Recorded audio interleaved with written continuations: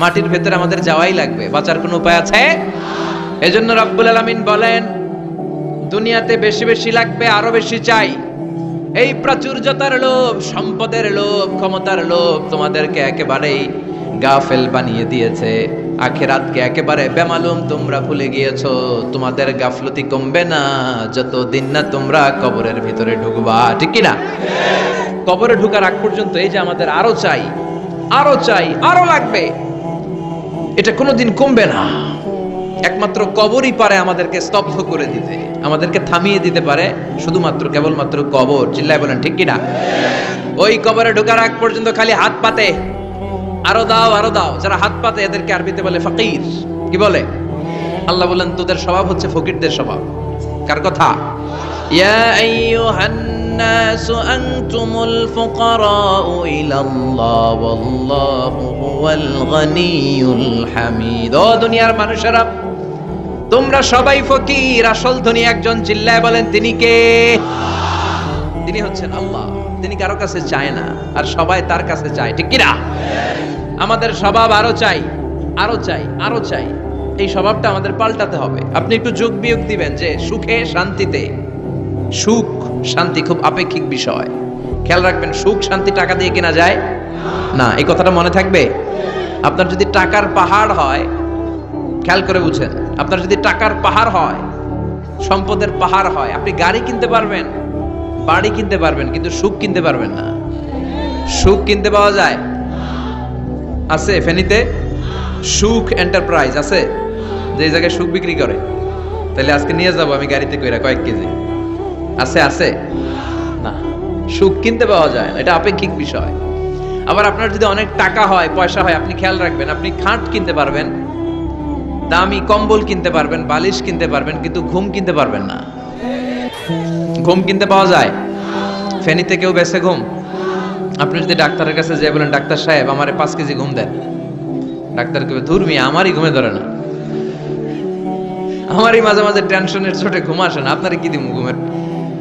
তো এই জন্য ঘুম কিনতে পাওয়া যায় না। খেয়াল রাখবেন, সুখ শান্তি এগুলো আল্লাহর দান।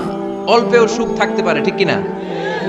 আপনি বিশ্বনবীর জীবনী পড়ে দেখেন, বিশ্বনবী অল্প খেতেন, অল্প পড়তেন, অল্প জমাতেন, আর অল্পের ভিতরে সুখ দিয়েছে কে? টাকা যার বেশি, দুঃখ তার বেশি। টাকা যার বেশি, কষ্ট তার বেশি। টাকা যার বেশি, টেনশন তার বেশি। আপনি খেয়াল করে দেখেন, যারা বড় বড় ভিআইপিস এন্ড সিআইপিস, অনেকদের সাথে আমাদের পরিচয় আছে, তো ফ্যামিলিগত অনেক বিষয় আমরা কিছুটা জানি। সুখ নাই, শান্তি নাই, খালি কষ্ট আর ব্যারাম। আর কি? ব্যারাম। আরাম আছে ইসলামের ভিতরে। আপনি অল্প খেয়ে অল্প পড়ে শুকর গুজার হবেন, এটার ভিতরে শান্তি আর আরাম ঢুকাই দিয়েছে কে? আপনি খুঁজে দেখবেন যে অনেক কোটি টাকার মালিক, এদেরকে সিআইপি বলে। বড় শিল্পপতিদেরকে কি বলে? CIP, commercially important person. এদের জন্য এয়ারপোর্টে একটা লাউঞ্জ থাকে, এয়ারপোর্টের ভিতরে আলাদা লাউঞ্জ, দেখবেন বড় করে লেখা সিআইপি লাউঞ্জ। আমার পরশুদিন প্রোগ্রাম ছিল ফরিদপুরে, তো ফরিদপুর থেকে আবার আমি রাতে চলে এসেছি, সকাল 8টার ফ্লাইটে এসেছি চট্টগ্রামে। তো ওখানে এখন সোশ্যাল মিডিয়ার কল্যাণে আমাদেরকে অনেকে চিনে, তো ওখানে যত সিকিউরিটি আছে, গোয়েন্দার লোক আছে, সবাই আমাকে ধরছে যে হুজুর আপনি এখানে না বসে আপনি সিআইপিসদের রুমে চলেন। আমি কি ভাই, আমি তো সিআইপি না, আমি মাফও চাই দোয়াও চাই। বলেন না, আপনি আসেন। তো সিআইপি হচ্ছে কমার্শিয়ালি ইম্পর্টেন্ট পারসন, এদেরকে বলে সিআইপি। তো এরকম অনেক সিআইপিদেরকে আমরা চিনি, ঘরে সুখ নাই, শান্তি নাই, স্বামী স্ত্রীর মধ্যে ভালোবাসা নাই, আছে মানিল, ধরাধরি, কাটাকাটি, মারামারি।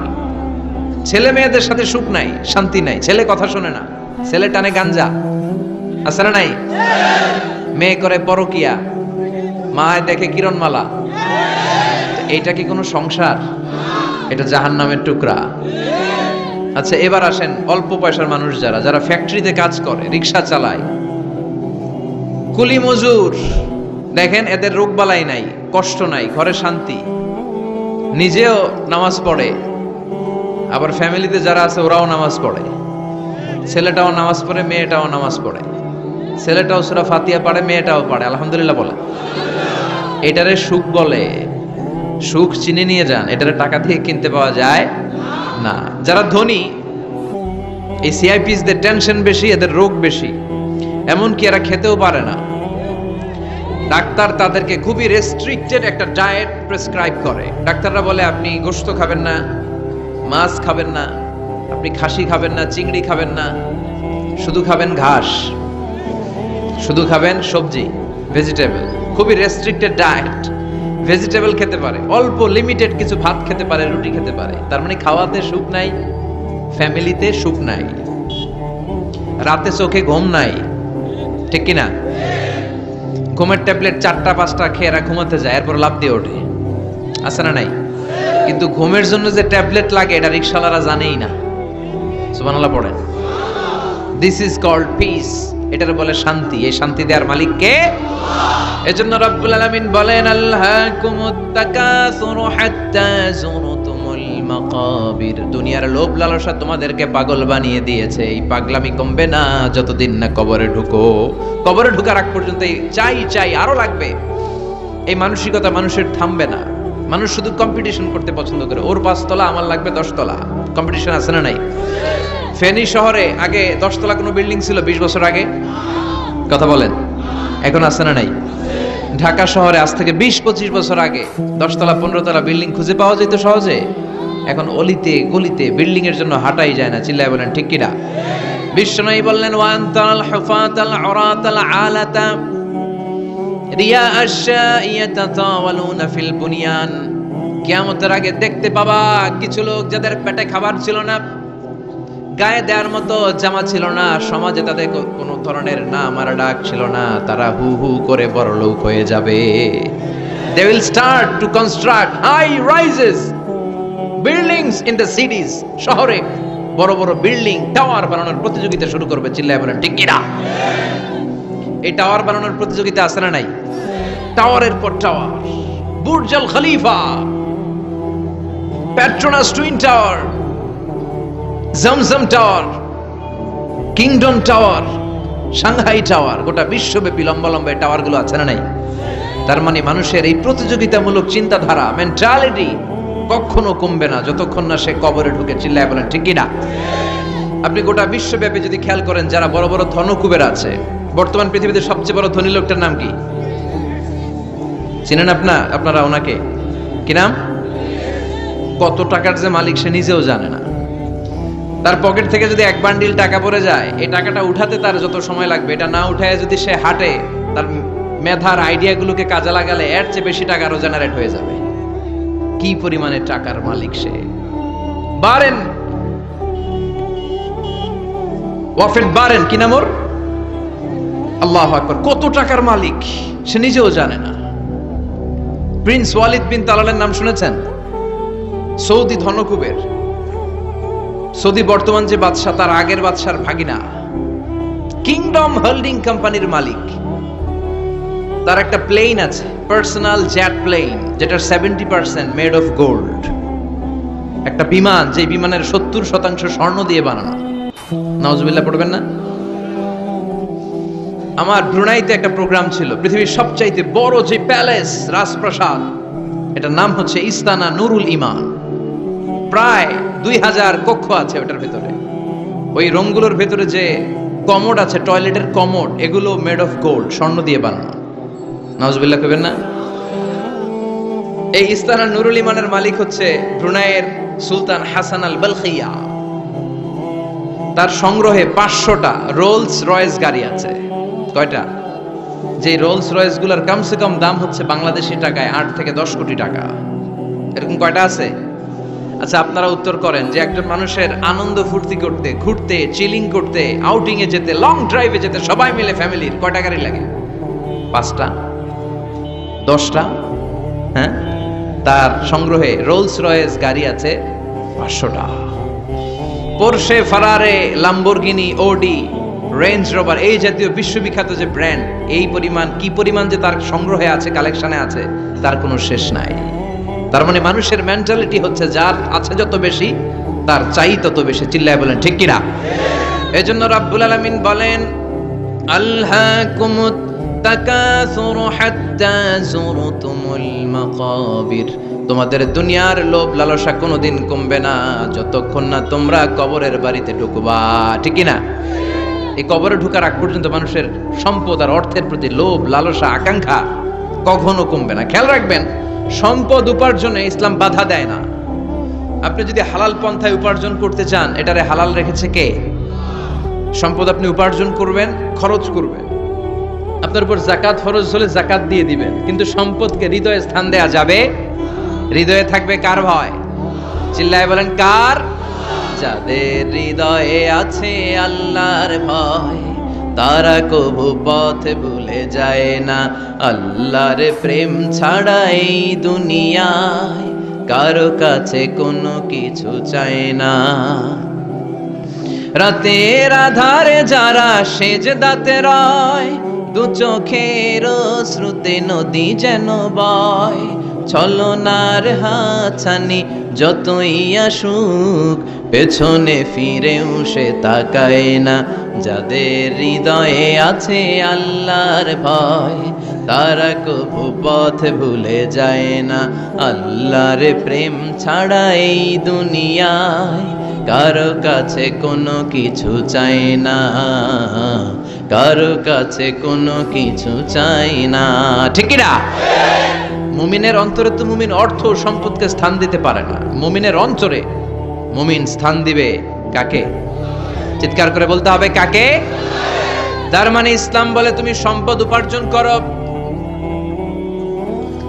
সম্পদকে তুমি আহরণ করো, কিন্তু সম্পদকে তুমি তোমার হৃদয়ে স্থান দিও না। হৃদয়ে স্থান দিবা কাকে? আবার সম্পদ পেয়ে যখন আপনি ধনী হয়ে যাবেন, যাকাত দেয়াটারেও ফরজ করেছে কে? দে যাকাত, দে যাকাত, তোরা দে রে যাকাত। তোর দিল খুলবে পরে, আগে খুলো খাত। দে যাকাত, দে যাকাত, তোরা দে রে যাকাত। পড়েন আমিন। আপনার দিল পরে খুলবে, আগে খুলতে হবে কি? হাত। হাত যাদের খোলা তাদেরকে পছন্দ করে কে? আবার বিশ্বনবী বললেন 7 শ্রেণীর ব্যক্তি আছে, যে 7 শ্রেণীর ব্যক্তিকে রব্বুল আলামিন কিয়ামতের ময়দানে আরশের নিচে ছায়া দিবে। ওই 7 শ্রেণীর মধ্যে 1 শ্রেণীর ব্যক্তি এমন ব্যক্তি, ওই ব্যক্তি ডান হাত দিয়ে যেটা দান করে, তার বাম হাত ওই দানের ঘটনা টের পায় না। ডান হাতে দেয় কিন্তু বাম হাত টের পায়, তার মানে গোপন দান। কি দান? গোপন দান আল্লাহর কাছে খুব প্রিয়। গোপন দানের মধ্য দিয়ে আল্লাহর ক্রোধ, রাগ কমে যায়। এজন্য গোপনে দান করবেন। আপনি মাহফিলে লোক দেখিয়ে 1 লক্ষ টাকা দিলেন, 10 লক্ষ, এটার মধ্যে যদি রিয়া থাকে, শো অফ, লোক দেখানো মানসিকতা থাকে, এটা হয়ে যাবে হাবা মানসুরা। মিজানের পাল্লা এটার কোনো ওজন হবে না। আর আপনি রাত্রিবেলা লুকিয়ে লুকিয়ে মসজিদের পাশ দিয়ে যাচ্ছিলেন, দেখলেন যে দান বক্স, পকেট থেকে 2 টাকার নোট বের করে দিয়েছেন, এটারে মিজানের পাল্লায় উহুদ পাহাড়ের সমান ভারী করবে কে? এজন্য আল্লাহ বলেন, গোলাম তোর গোপন দান আমার কাছে প্রিয়। বান্দা যখন গোপন দান করে, ওই গোপন দানকে আল্লাহ বাড়াতে থাকে, যদিও এটা পরিমাণে কম। আল্লাহু আকবার। গাভীর মালিক যখন নতুন বাছুর পায়, গাভী যখন বাছুর দেয়, উটের মালিক যখন নতুন উটের বাচ্চা জন্ম দেয়, উটের মালিক বড্ড খুশি হয়ে যায়। উটের মালিক উটের ছোট বাচ্চাটাকে খাইয়ে দাইয়ে পেলে পুষে বড় করে। আল্লাহ বলে, আমার সন্তুষ্টির জন্য যে এই ছোট্ট দানটুকু সেই দিন তুই করেছিস, তোর দানটাকে পেলে পুষে বড় করে আমি উহুদ পাহাড়ের সমান বানিয়ে তোর মিজানের পাল্লায় উঠাইয়ে দেব রে গোলাম। এজন্য লুকিয়ে দান করাটা শ্রেয়। আপনারা যারা দান করতে চান, আপনারা শো অফ না করে লুকিয়ে দান করবেন। রাজি আছেন তো?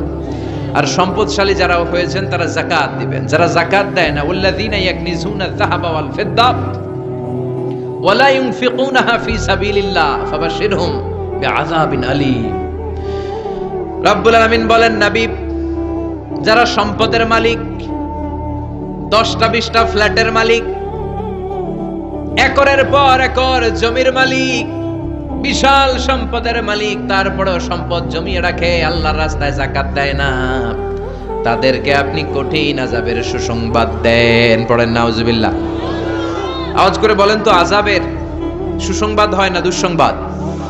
হচ্ছে দুঃসংবাদ, কিন্তু আল্লাহ বললেন আযাবের সুসংবাদ দাও। তার মানে এই আযাবটা যেন যেন কোনো আযাব নয়, এটা ভয়ঙ্কর একটা আযাব। এটা যেন যেন আযাব নয়।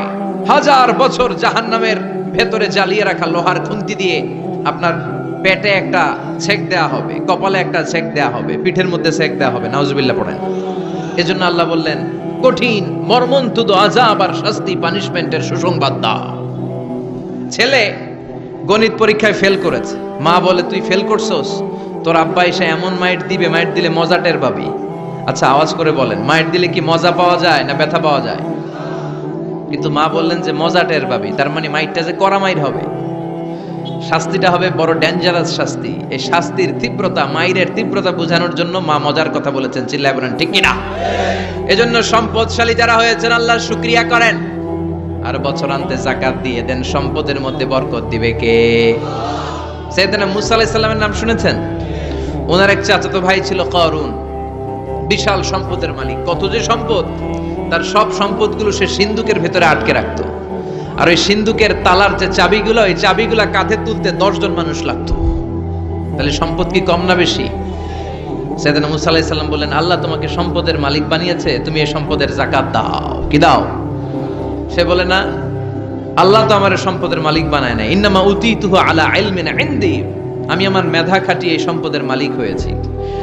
সাইয়েদনা মুসা আলাইহিস সালাম বললেন, যাকাত দাও, না হয় আল্লাহর আযাবের অপেক্ষায় থাকো। কারণ বলে, তোমার আল্লাহরে বলো যদি পারে আমারে আযাব পাঠাইতে, আমার দিকে যদি পারে তোমার আল্লাহ যেন আযাব পাঠায়। আল্লাহরে চ্যালেঞ্জ দিস। কারে চ্যালেঞ্জ দেয়? আল্লাহ তো ছাড় দেয় কিন্তু ছেড়ে দেয় না, এটা জানেই না। আল্লাহ কি দেয় কি দেয় না, এই কথাটা মনে রাখতে পারবেন? আল্লাহ কি দেয় কি দেয় না? আল্লাহ ছাড় দেয়, আল্লাহ চান্স দেয়, আল্লাহ সুযোগ দেয়, আল্লাহ ভালো হয়ে যাওয়ার সুযোগ দেয়, কিন্তু আল্লাহ ভুলে যায় না, আর আল্লাহ ছেড়েও দেয় না। চিল্লায় বলেন ঠিক কি না?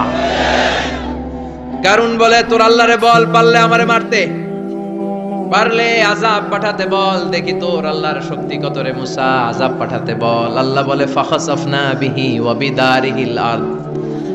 এই কথা বলার সাথে সাথে কারুনের বিশাল সিন্ধুকের বাক্স, স্বর্ণের বাক্স, রূপার বাক্স, সম্পদের বিশাল বিশাল সিন্ধুকগুলো সহ কারুনকে আমি জামিনের মধ্যে দাবিয়ে দিলাম। নাউজুবিল্লাহ পড়েন। জামিনে, এটা একটা আশ্চর্যজনক শাস্তি। এই শাস্তি আবার অন্যদেরকে আল্লাহ দেয় নাই। আল্লাহ কাউকে আযাব দিয়েছেন প্রচন্ড বাতাস, বাতাস দিয়ে আল্লাহ উড়িয়ে দিয়েছেন। কাউকে দিয়েছেন পাথর বৃষ্টি, কাউকে দিয়েছেন আগুন বৃষ্টি, কাউকে দিয়েছেন ভূমিকম্প, কাউকে আল্লাহ আকৃতির বিকৃতি ঘটিয়েছেন। দাউদ আলাইহিস সালামের কিছু কওম, তারা সাগরের মাছ ধরে রাখতো। এই মাছগুলো সাইয়েদনা দাউদ আলাইহিস সালামের কণ্ঠের তেলাওয়াত শুনতে আসতো। আল্লাহ বললেন, শনিবারে মাছ ধরা যাবে না। কি বারে ধরা যাবে না? কারণ প্রত্যেক সপ্তাহের শনিবারে আকাবা উপসাগরের তীরে বসে সাইয়েদনা দাউদ আলাইহিস সালাম ওনার সুরের ঝংকার তুলে জাবুর কিতাব তেলাওয়াত করতেন। আমাদের কোরআনে সূরা আছে 114টা, আর ওনার জাবুর কিতাবে ছড়া ছিল 150টা। আমরা পড়ি সূরা, ওনারা পড়তেন ছড়া। সুবহানাল্লাহ কইবেন না? তো ওনার গলায়ও সুর, আবার ওটা ছড়া, গাইলে কত সুন্দর লাগে। উনি আকাবা উপসাগরের পাশে বসে ছড়াগুলো তেলাওয়াত করতেন, শিক্ষণীয় ইসলামিক ছড়া। আর এই ছড়ার সুরে মুগ্ধ হয়ে সাগরের মাছগুলো সাগর ছেড়ে দিয়ে ডাঙ্গায় চলে আসতো। আল্লাহ বললেন, দাউদের উম্মত খবরদার, শনিবারে মাছ ধরা যাবে না। রবি থেকে শুরু করে শুক্রবার পর্যন্ত ধর, নিষিদ্ধ হচ্ছে শনিবারে। আদেশটা কার? নির্দেশনা কার? মানার দরকার আছে না নাই? দাউদ আলাইহিস সালামের কওম একটু বুদ্ধি করলেন। ওরা মনে মনে বুদ্ধি করলেন যে আল্লাহ শনিবারে ধরতে নিষেধ করছে, আমরা ধরবো না, শনিবারে আমরা জাল দিয়ে বেড়ে দিয়ে রাখবো। কি করব? জাতে মাতাল তালে ঠিক। শনিবারে ধরা যাবে না, একে অপরের বলতেছে, এই খবরদার, শনিবারে মাছ ধরবি না। নিষেধ করছে কে? শনিবারে মাছ ধরা যাবে না। সবগুলো মাছ সাগর ছেড়ে দিয়ে যখন ডাঙ্গায় চলে এসেছে, ওরা শনিবার এই মাছগুলো ধরে না, ওরা বেড়ে দিয়ে রাখে যাতে যেতে না পারে। শনিবার শেষ, ওরা সময়ের দিকে তাকায় থাকে, রবিবার শুরু হইলেই মার ধর। আছে না নাই? ও মিয়া, ওরা কৌশল করলে আমার আল্লাহর কি কৌশল জানা নাই? আল্লাহ বলেন, কুনু কিরাদাতান খাসিইন, তারা অভিশপ্ত বানর হয়ে যাও।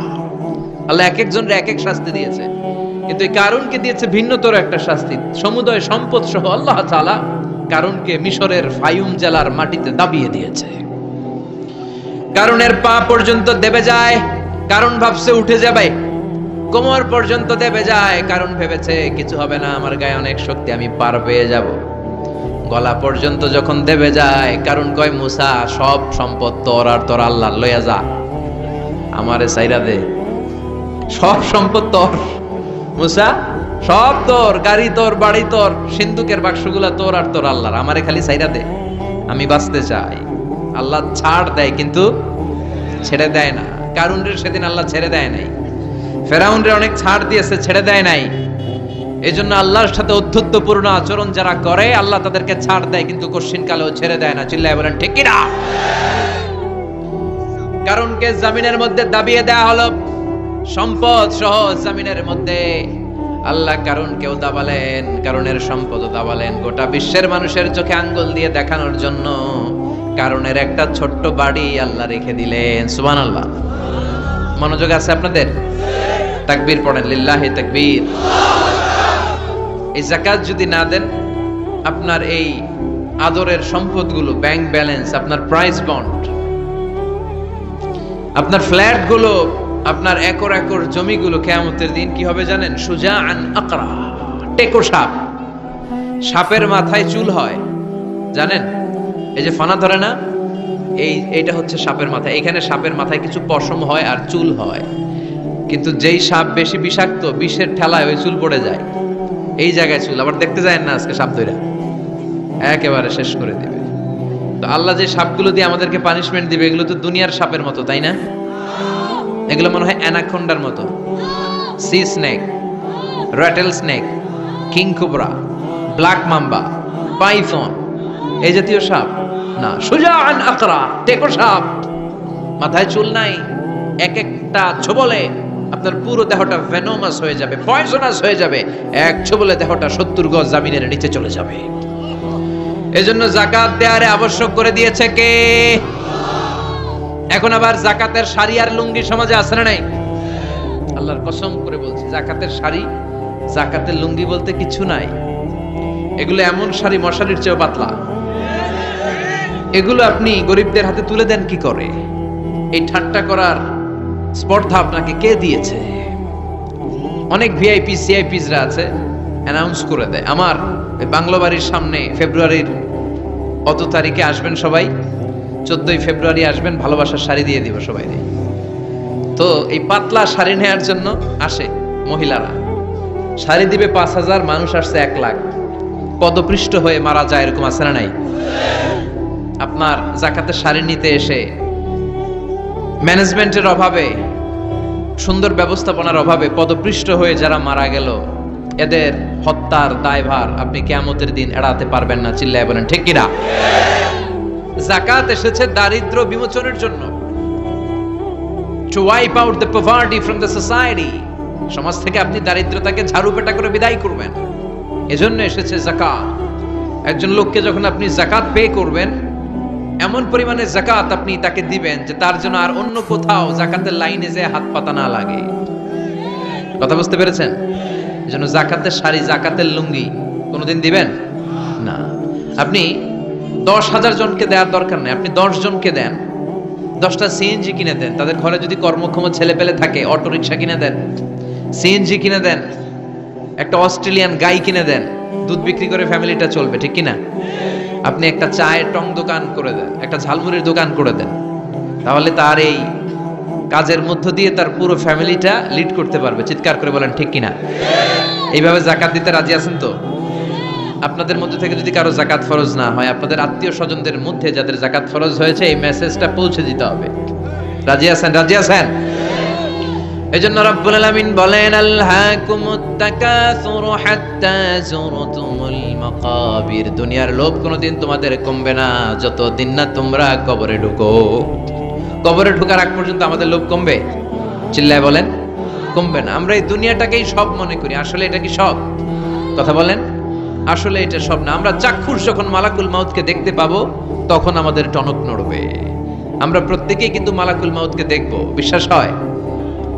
প্রত্যেকেই আমরা দেখব, ভালো হলেও দেখব, খারাপ হলেও দেখব। নিজ চোখে আমরা মালাকুল মাউতকে দেখতে পাবো, আর আমাদের রূহ তিনি কবজ করে নিয়ে যাবেন। চিৎকার করে বলেন ঠিক কিনা?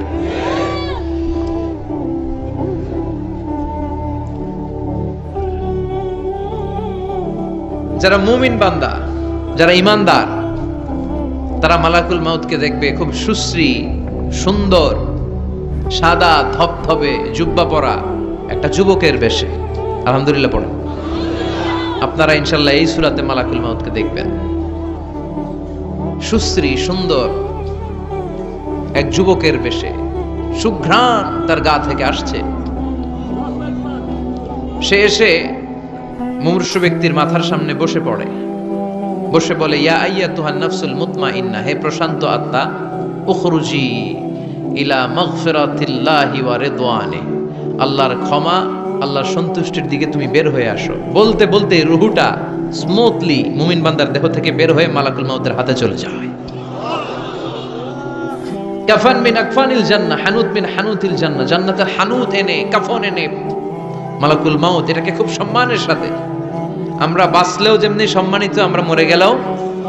রব্বুল আলামিন বলেন, ওয়ালাকাদ কাররামনা বানি আদম, আমি বনি আদমকে সম্মানিত করেছি, বেঁচে থাকলেও মানুষ সম্মানিত, মরে গেলেও সম্মানিত, ঠিক কিনা? বিশ্বনবী দেখলেন একটা লাশ নিয়ে যাওয়া হচ্ছে, পেছনে পেছনে অনেক মানুষ, লাশ বহনকারী মানুষগুলোরে দেখে বিশ্বনবী সাহাবাদের সাথে বসা ছিলেন, হঠাৎ বিশ্বনবী দাঁড়িয়ে গেলেন। সাহাবারা বললেন, নবী ইন্নাহু ইয়াহুদি, এইটা তো ইহুদির লাশ, আপনি দাঁড়ালেন কেন? আপনি বসেন। বিশ্বনবী বললেন, আওয়ালাইসাত নাফসান, হোক না ইহুদির লাশ, এটা কি মানুষ না? সুবহানাল্লাহ পড়েন।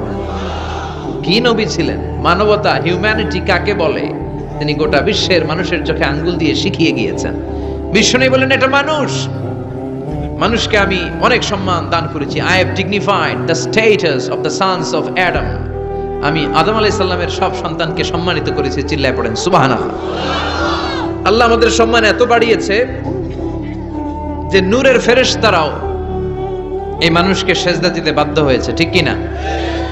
তুমি মাটির আদমকে প্রথম সৃষ্টি করিয়া ঘোষণা করিয়া দিলে শ্রেষ্ঠ বলিয়া, তাই তো নূরের ফেরেশতা করে আদমকে সেজদা, ঠিক কি না?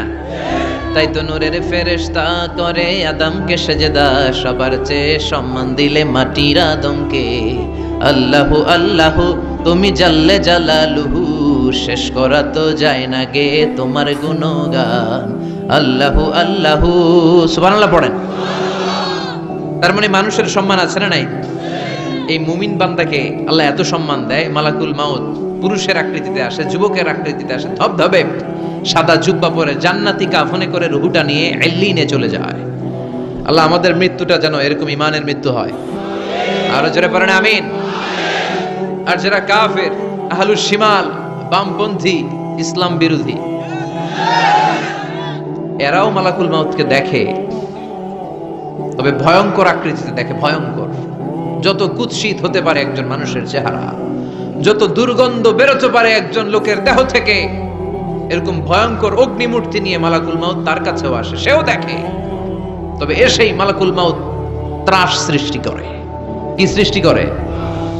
আপনারা হাইওয়েতে বাসে করে ঢাকায় যেতে কখনো ডাকাতের কবলে পড়েছেন? কেউ কেউ কেউ হয়তো পড়েছেন।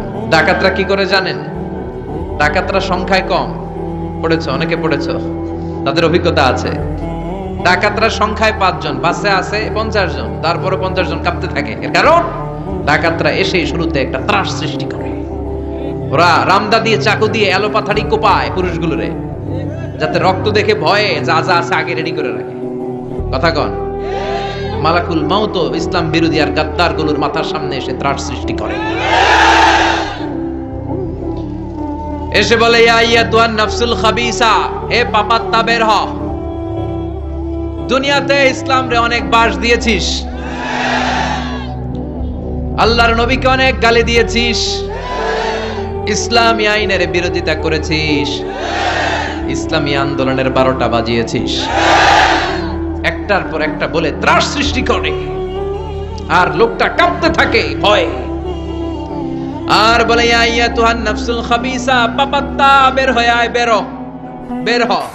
মুমিনের আত্মা যেমনি ডাক দেওয়ার সাথে সাথে স্মুথলি বের হয়েছে, কাফের আর মুশরিক ইসলাম বিরোধীদের আত্মা কি এরকম তাড়াতাড়ি বের হবে নাকি? উখরুজি ইলা গাদাবিল্লাহ, আল্লাহর রাগ, ক্রোধ আর ঘৃণার দিকে আত্মা তুই বের হয়ে আয়। বের হয় না, আত্মা একবার ডানে দৌড় মারে, একবার বাঁয়ে দৌড় মারে, সামনে মারে, পেছনে মারে, আত্মাটা শুধু ছোটাছুটি করে। এবার মালাকুল মাউত গায়ে যত জোর আছে টেনে টেনে টেনে হিচড়ে আত্মাটারে বের করে নিয়ে আসে। আল্লাহ, এই মরণ থেকে তুমি আমাদেরকে বাঁচাও। একটা জীবিত ছাগলকে জবাই না করে তার চামড়া দেহের এক জায়গা থেকে উল্টো দিকে টেনে হিচড়ে বের করলে সে যতটা ব্যথা পায় এর চেয়ে বেশি ব্যথা কষ্ট দিয়ে ইসলাম বিরোধীদের রূহ কবজ করা হয়। এজন্য সেদিনের অপেক্ষায় আমরা সবাই আছি, ঠিক কিনা? তখন বোঝা যাবে কার কত ক্ষমতা, তখন বোঝা যাবে কার প্রতিফল কিরকম হবে, কার আবাসস্থল কোথায় হবে, কে ডানপন্থী কে বামপন্থী, কে জান্নাতি জাহান্নামী, সেদিন সব গোমর ফাঁস হয়ে যাবে। এজন্য রাব্বুল আলামিন বলেন, আলহাকুমুত তাকাসুরু হাত্তা যুরতুমুল মাকাবির। দুনিয়ার লোভ লালসা তোমাদেরকে একেবারে পাগল বানিয়ে ফেলেছে। ক্ষমতার লোভ, টাকার লোভ, খ্যাতির লোভ, যশের লোভ তোমাদেরকে এমন পাগল বানিয়েছে, আখিরাতকে বেমালুম তোমরা ভুলে গিয়েছো। তোমাদের এই গাফলতি কশিন কালেও থামবে না, কমবে না, যতদিন না তোমরা কবরে ঢুকবা, ঠিক কি না? এজন্য প্রিয় ভাইরা, একটু থামেন, স্টপ, সিট ডাউন, একটু ভাবেন যে আমাদেরকে চলে যেতে হবে। আমরা আজীবন থাকতে আসি নাই। এই দুনিয়াটা একটা মরীচিকা, তাই না? এই পৃথিবীটা একটা মায়াজাল, এটা একটা ধোঁকা। এই মায়াজালের ভেতরে আমরা পড়ে আছি। এই পৃথিবীর দৃষ্টান্ত হচ্ছে 4টা স্বর্ণের টুকরা আর 3টা লাশের মতো। আওয়াজ করে বলেন তো, স্বর্ণের টুকরা কয়টা, লাশ কয়টা?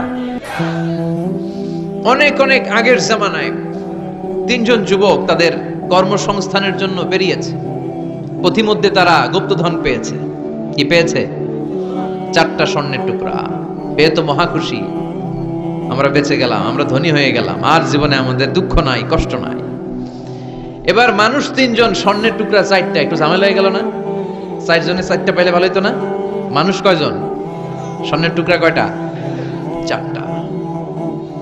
এবার তারা বলতে লাগলো, আমাদের প্রচন্ড ক্ষুধা পেয়েছে। একজনকে বললো, তুই বাজারে যা, বাজার থেকে রুটি কিনে নিয়ে আয়। সে রুটি কিনতে গেল, আর এই 2জন মিলে ভাবতে লাগলো, শয়তানের ওয়াসওয়াসায় পড়ে একটা কাজ করি, যেটারে রুটি আনতে পাঠাইছে ওটারে যদি শেষ করে দিতে পারি, মানে ওটার কেল্লা যদি ফতে করে দিতে পারি, তাহলে তো আর ভাগাভাগের কোনো কাজ নাই। স্বর্ণ 4টা, তুই পাবি 2টা, আমি পাবো। আর যে রুটি আনতে গিয়েছে সে মনে মনে ভাবে, রুটিতে যদি বিষ মাখায় নিতে পারি। দেখছেন খেলা? আল্লাহু আকবার। রুটিতে কি মাখায় নিতে পারি? বিষ। তাহলে এই 2টারে বিষ মাখানো রুটি খাওয়ায় দিলাম, 4টাই আমার। আমার আর ধরে কে?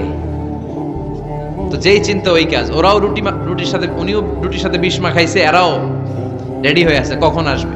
আসার সাথে সাথে ওইটারে ধইরা আইজো মায়ের কাইলো মায়ের মাইরা ওইটার ভর্তা বানায় ফেলাইছে।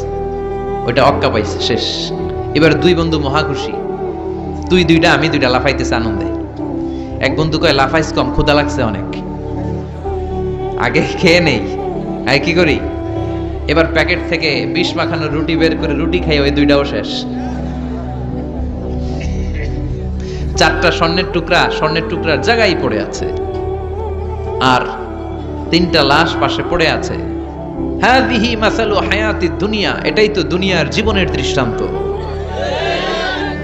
বাড়ির জায়গায় বাড়ি পড়ে থাকবে, ক্ষমতার মসনদের 4টা জায়গায় পড়ে থাকবে, মানুষগুলো থাকবে না, ঠিক কি না? আপনি খেয়াল করে দেখেন, আপনারা যদি কেউ জিজ্ঞেস করে, ভাই এই বাংলো বাড়িটা কার, আপনি খুব গর্ববোধ করে বলেন যে এটা আমার বাড়ি, বলেন না? একটু খেয়াল করেন, আপনার বাবা যখন এই বাড়িতে থাকতো, কেউ যখন জিজ্ঞেস করতো বাড়িটা কার, আপনার বাবাও বলতো এটা আমার বাড়ি। আপনার দাদাও খুব পরিচয় দিত, এটা আমার বাড়ি, এই বাড়ি কার? আমার। আপনার দাদার দাদার দাদাও বলতো এটা আমার বাড়ি। আপনি মরে গেলে এই বাড়িটাই, যেটারে আপনি আমার আমার বলে আগলে রাখতেন, আপনার ছেলে তখন শুরু করবে আমার কথা। কন? ছেলে মরে গেলে নাতি বলবে আমার। ছেলে বা নাতি যদি এই জায়গাটা বাড়িটা বিক্রি করে দেয়, যাদের কাছে বিক্রি করা হলো, তখন তারা শুরু করবে আমার, ঠিক কিনা? পরের জায়গা পরের বাড়ি, ঘর বাঁধিয়া আমি রই, আমি তো সেই ঘরের মালিক নই। সবকিছুর আসল মালিক কে? সেজন্য আল্লাহ বললেন, আল্লাহাকুমুত তাকাসুরু হাত্তা যুরতুমুল মাকাবির। দুনিয়ার লোভ লালসা তোমাদের কমবে না যতদিন না তোমরা কবরে ঢুকবা। বিষ্ণু বললেন, লাউ আন্না লিকুল্লি ইবনি আদম ওয়াদিয়ান মিন যাহাব, পৃথিবীর প্রত্যেকটা মানুষকে যদি আল্লাহ একটা করে স্বর্ণের পাহাড়ের মালিক বানিয়ে দেয়, আহাব্বা আইয়াকুনা লাহু ওয়াদিয়ান, সে আরো একটা স্বর্ণের পাহাড়ের মালিক হওয়ার চেষ্টা করবে। ওয়ালা ইয়ামলা আফাহু ইল্লা তুরাব, কবরের মাটি ছাড়া তার এই লোভ লালসা অতিরিক্ত চাওয়া পাওয়ার ইচ্ছা কোনোদিন কেউ থামাতে পারবে না। একটু বুঝে শুনে উত্তর দেন, একটা স্বর্ণের পাহাড়ের মালিক যদি আমি হই, আমি আমার 14 পুরুষ এটারে বিক্রি করে করে খেয়েও কি শেষ করতে পারবো? আপনি পাহাড় দেখছেন কত বড়, স্বর্ণের পাহাড় যদি হয়, এটার বেচে খেয়ে মজমাস্তি করে আমাদের 14 পুরুষের জীবন কেটে যাবে। তাহলে আরেকটা পাহাড় দিয়ে আমি কি করব? এটা মানুষের স্বভাব, যার আছে বেশি সে চায় বেশি। আল্লাহ বলে, থাম, একটু থাম, অনেক হয়েছে, আর না, তোমাকে চলে যেতে হবে। এই পাগলামির মায়া জালে আর পড়ে থেকো না, ঘুমন্ত বিবেকটাকে জাগাও, আখিরাতের সামানা তৈরি করো। চিল্লায় বলেন ঠিক কিনা? হাত্তা যুরতুমুল মাকাবির, এই কবর জিয়ারত তোমাকে করতে হবে। কবর হলো এমন জায়গা, এটা হলো মরণের পরে আখিরাতের প্রথম ধাপ। বিষ্ণু বললেন, এই ধাপটা যদি সহজ হয়, আখিরাতের বাকি ধাপগুলোরে সহজ করে দিবে কে? আর এই কবরের প্রশ্নের উত্তর যদি উল্টা পাল্টা হয়ে যায়, প্রথম ধাপের প্রশ্নের উত্তর যদি গোলমাল পেকে যায়, পরের ধাপগুলোতে মায়ের আছে না নাই? বিষ্ণু বললেন, মুমিনদের জন্য এই কবরে প্রশ্ন থাকবে কয়টা? কথা কন। 4টা। যারা ইসলাম বিরোধী, যারা কাফের, যারা মুশরিক, যারা বামপন্থী, তাদের থাকবে 3টা। মুমিনদের জন্য 4টা। মুমিনদের প্রথম প্রশ্ন, হু ইজ ইউর লর্ড? মার রব্বুক, তোর রবের নাম কি? চিল্লায় বলেন, আমাদের রব কে? আল্লাহ আমারে রব। দমে দমে তনু মনে তারি অনুভব, আল্লাহ আমারে রব। তোমার দুনিয়াতে আমি যেদিকে তাকাই, অথই নিয়ামতে ডুবে আছি সবাই। পাকপাখালির গানে শুনি তাসবিহ কলো রব, তাসবিহ কলো রব। পড়েন, আল্লাহ আমারে রব।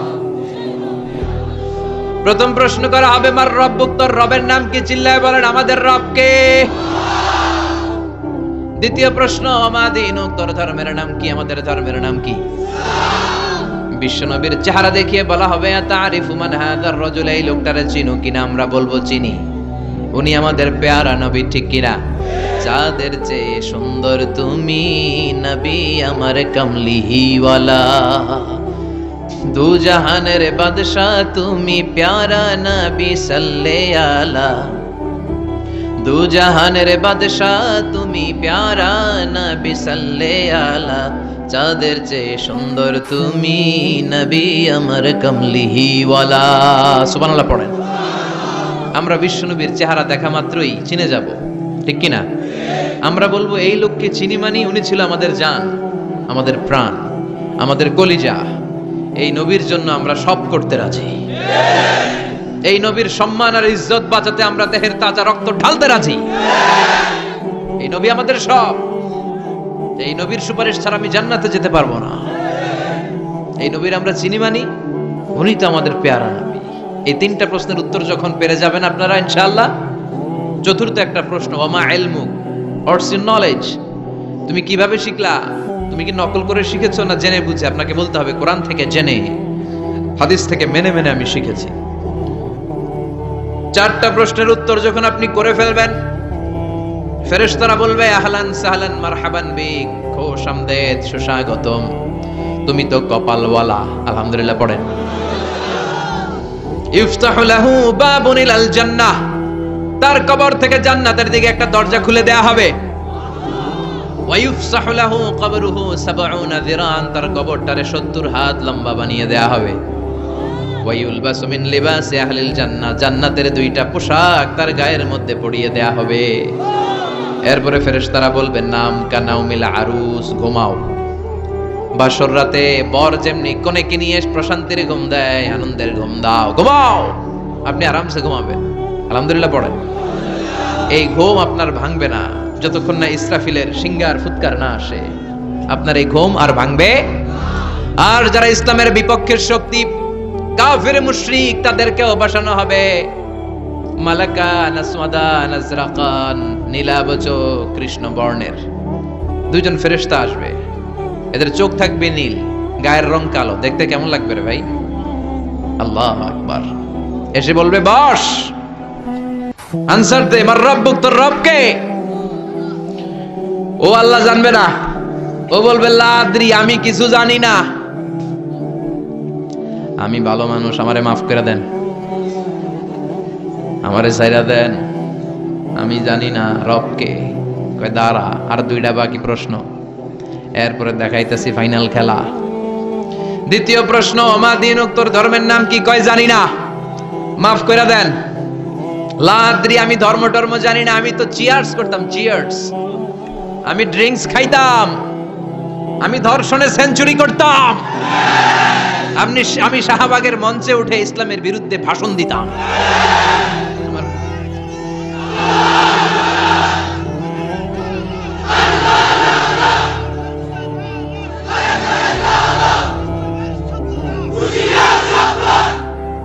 সে পাগলের মতো বলবে লা আদরি, আমি কিছু জানি না, আমি কিচ্ছু মনে করতে পারছি না, কে আমার রব? আমার কিছু মনে নাই, আমার জীবনটা আমি ডেডিকেট করেছি ইসলামের বিপক্ষে, আমার জীবনটা আমি শেষ করেছি কোরআনের বিপক্ষে। দুইটা প্রশ্ন শেষ, বাকি কয়টা? এবার বিশ্বনবীর চমৎকার নূরানী চেহারাটা দেখিয়ে বলা হবে আতারিফু মান হাযার রাজুল, এই লোকটারে চিনো নাকি? সে বলবে আমি এই লোকটারে চিনি না, আমার দলের লোকেরা যা করত, নাস্তিকরা যা করত, আমিও তাই করতাম, সবাই লোকটারে গালি দিত, আমি ওই লোকটারে গালি দিতাম, আমি এই নবীর বিরুদ্ধে ব্লগের মধ্যে উল্টা পাল্টা লিখতাম। আছে না নাই? ফেরেশতারা বলবে লা তারাইতা ওয়ালা তারাইতা, তুই তো পোড়া কপাল, তুই তো একটা প্রশ্নের উত্তর করতে পারলি না। ফায়ুত্রাকু বিমাতারিক মিন হাদিদ, লোহার হ্যামার দিয়ে এবার পিটিয়ে পিটিয়ে ওর গায়ের গোশতগুলো থেতলে ফেলা হবে। ওয়ায়ুকালু লিল আরদি, জমিনকে বলা হবে ইলতাইমি, ও কবরের জমিন, কবরের মাটি, দুই দিক থেকে তুই চাপা দে। কি দে? দুই দিক থেকে চাপা মার, এক একটা চাপার চোটে পাজরের হাড়গুলো ভেঙে টুকরো টুকরো হয়ে যাবে। আল্লাহ, এই পরিস্থিতি থেকে, ওই কঠিন বিপদের দিন তুমি আমাদের বাঁচিয়ে দিও, আমরা যেন সবগুলো প্রশ্নের যথাযথ উত্তর করতে পারি, তুমি তৌফিক দাও। এজন্য আল্লাহ বললেন আলহাকুমুত তাকাসুরু হাত্তা যুরতুমুল মাকাবির, তোমাদের লোভ লালসা কোনোদিন কমবে না যতদিন না তোমরা কবরের ভেতরে ঢুকো। এই কবরে আমাদেরকে যেতে হবে, ঠিক কি না? এটা থেকে পালাবার কোনো সুযোগ আছে? কোনোভাবে বেঁচে থাকা যাবে? এজন্য মাঝে মাঝে কবরে যাবেন। কই যাবেন? বিশ্বনবী বলেছেন নাহাইতুকুম আন জিয়ারাতিল কুবুর, একটা সময় তোমাদেরকে কবর জিয়ারত করতে নিষেধ করেছিলাম, আল আনা ফাজুরুহা ফা ইন্নাহা তুযাক্কিরুল আখিরা, তবে এখন সমস্যা নাই, এখন কবর জিয়ারত করো, কেননা কবর জিয়ারত করলে আখিরাতের কথা স্মরণ করায় দেয় কে? মাঝে মাঝে কবরস্থানে যাবেন আর ভাববেন যে এখানে আমাকে আসতে হবে, চলে যেতে হবে আমাকে, এটা আমার আসল জায়গা। তবে মহিলারা যাবেন না, কারণ মহিলারা লাশ, কবর আর রক্ত দেখলে সহ্য করতে পারে না, তারা বিলাপ শুরু করে দেয়। আছে না নাই? ও মা গো, মইরা গেল গো, কই গেল রে, আছে না নাই? চুল টানে, লাফালাফি, বিলাপ করে নারীরা। হৃদয় নরম তো, এদের হৃদয় আবার খুব নরম। তো এই জন্য নারীরা কবরে যাবেন না, আপনারা কবরের বাইরে থেকে আপনার আব্বার জন্য দোয়া করে ফেলবেন। পুরুষরা যাবেন, প্রায় কবরে যাবেন। কবরের চারদিকে ডিজাইন করে বড় দেয়াল, গম্বুজ, এগুলো করা যাবে না। আর কবরে পড়ে থাকা ব্যক্তির কাছে কিছু চাওয়া যাবে? চাইতে হবে কার কাছে? ইদা সাআলতা ফাসআলিল্লাহ ওয়া ইদা ইসতাআনতা ফাসতাইন বিল্লাহ, যদি চাইতে হয় কার কাছে চাও? সাহায্যের দরকার, কে সাহায্য পাঠাতে পারে? এজন্য বিপদে আপদে সব সময় কার কাছে চাবো? বিশ্বনবীর কবরের সামনে দাঁড়িয়েও কিছু চাওয়া যাবে? যাবে না, কারণ বিশ্বনবীও চাইতেন কার কাছে? বিশ্বনবী নিজেই চাইতেন আল্লাহর কাছে। এজন্য আমাদেরও চাইতে হবে কার কাছে? আল মাইয়িতু ফিল কবর কাল গরীকু ফিল বাহর, সাঁতার না জানা ব্যক্তি সাগরে পড়ে গেলে যেমন অসহায়, মরে গেলে মানুষটা তার চেয়েও বেশি অসহায়, ঠিক কি না? অসহায় কবরের মানুষ আপনারে কি দিবে? দিবেন তো আপনি। আপনি যেই তার জন্য দোয়া করবেন, ফাতিহা পাঠ করবেন, ইখলাস পাঠ করবেন, তার জন্য মাগফিরাত কামনা করবেন। আপনি দোয়া করলে তার জীবনের গুনাহ ক্ষমা করে দিবে কে? কিন্তু সে কি আপনার বিপদ থেকে মুক্ত করতে পারে? তাহলে এই সূরাতুত তাকাসুর থেকে আমাদের জীবনের জন্য শিক্ষা হচ্ছে we have to go back to our Lord. আমাদেরকে আমাদের রবের কাছে হাজিরা দিতে হবে, আমাদের কিন্তু ফিরে যেতে হবে। এই চিন্তাটা আমাদের মাথায় রাখার দরকার আছে না নাই? চিল্লায় বলেন, মাথায় রাখার দরকার আছে না নাই? আজকে থেকে মাঝে মাঝে একটু ভাবা যাবে না যে আমাদেরকে চলে যেতে হবে? সাইয়েদনা ওমর ফারুক বলতেন, মুতু ক্বাবলান তামুতু, মরার আগে একবার মরো। হাসিবু ক্বাবলান তুহাসাবু, আল্লাহ তোমার হিসাব নেওয়ার আগে তুমি একবার তোমার নিজের হিসাব নাও। বাড়িতে বসে দাগ কাটবেন, ভালো কাজ খারাপ কাজ লিখবেন, ভালো কয়টা করছেন, খারাপ কয়টা করছেন, এবার নিজে একটু হিসাব করেন আপনার অবস্থা কি হতে পারে। বিছানায় একবার চোখ বন্ধ করে লম্বা হয়ে শটান হয়ে শুয়ে যান, আর ভাবেন আপনি নাই। লোকজন কান্নাকাটি করবে, অ্যানাউন্স করা হবে আমাদের অমুক ভাই দুনিয়াতে নাই। বিকেল 4টায় জানাজা শুরু হয়ে যাবে। হাজার হাজার আপনার বন্ধু বান্ধবরা এসে কাঁদবে, জানাজা দিয়ে খাটিয়াতে করে কবরে রেখে দিয়ে আসবে। কেউ সাথে যাবে না, কেউ না। এই ঘটনাটা আমার আপনার আমাদের সকলের জীবনে ঘটতে যাচ্ছে। গোয়িং টু হ্যাপেন ভেরি সুনার, খুবই দ্রুত হতে যাচ্ছে। কবে হতে যাচ্ছে আমরা কেউ জানি না। The most certain thing in our life is death, and the most uncertain thing in our life is the time of death. আমরা চলে যাব, এটা নিশ্চিত। কবে যাব কেউ জানি না। তাই আসুন আমরা প্রতিদিন কবরের কথা অনেকবার স্মরণ করি। আল্লাহ আমাদেরকে বোঝার তৌফিক দান করুন।